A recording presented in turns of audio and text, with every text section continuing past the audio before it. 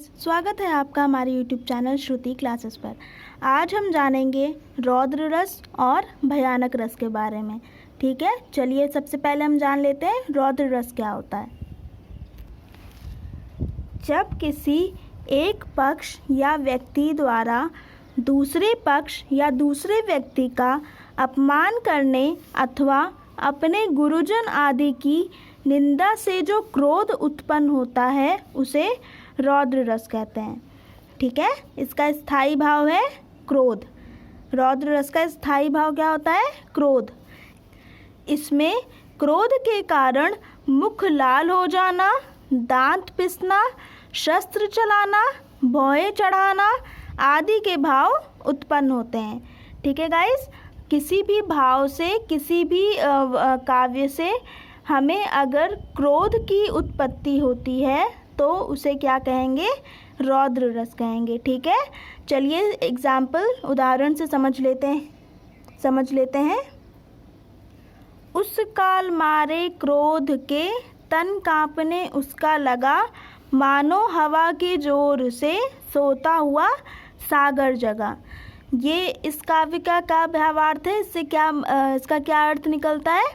ये अर्जुन की प्रतिज्ञा से है जो मैथिली शरण गुप्त जी ने लिखी है। ठीक है, ये कविता है मैथिली शरण गुप्त जी की।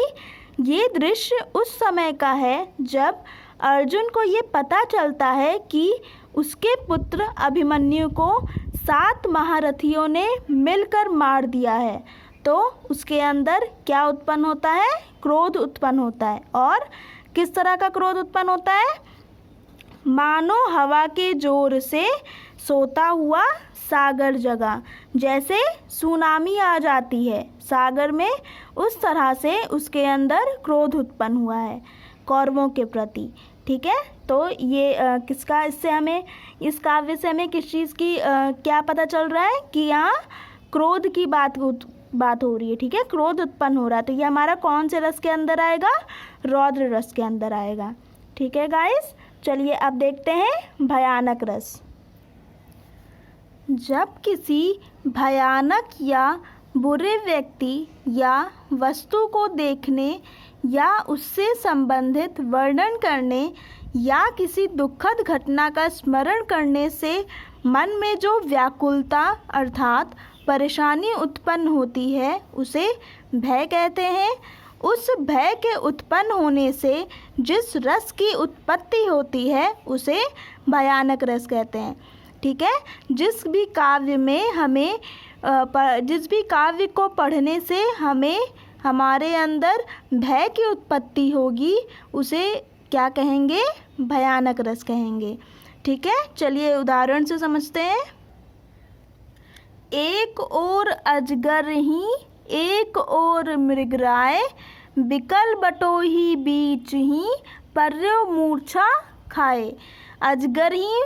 एक और अजगर है, एक और मृगराय। मृगराय किसका पर्यायवाची है? शेर का। ठीक है, मृगराय किसका पर्यायवाची है? शेर का। बिकल माने अकेला, बटोही राहगीर। ठीक है, कोई एक अकेला राहगीर है जिसके एक और अजगर है और एक और मृगराय यानी शेर। तो ये पढ़ने से इससे हमें पता चल रहा है कि अगर जब एक और अजगर होगा और एक और शेर होगा तो क्या होगा? भय की उत्पत्ति होगी। ठीक है, और बीच में जो राहगीर है वो बीच ही पर्यो मूर्छा खाए, बीच में ही मूर्छा खा के बेहोश हो जाता है। ठीक है, तो इससे हमें क्या पता चला है? किस चीज़ कौन से रस की उत्पत्ति हुई है? भय की उत्पत्ति हुई है। और भय किसका है स्थायी भाव? भयानक रस का। तो यहाँ पे हमारा कौन सा रस है? भयानक रस है। ठीक है गाइस, आप लोग को रौद्र रस और भयानक रस क्लियर हो गया होगा अच्छे से। अगर आप सबको वीडियो अच्छा लगा हो तो प्लीज़ लाइक करें, शेयर करें, सब्सक्राइब करें और बेल आइकन को ज़रूर दबाएं। Thank you guys, bye bye.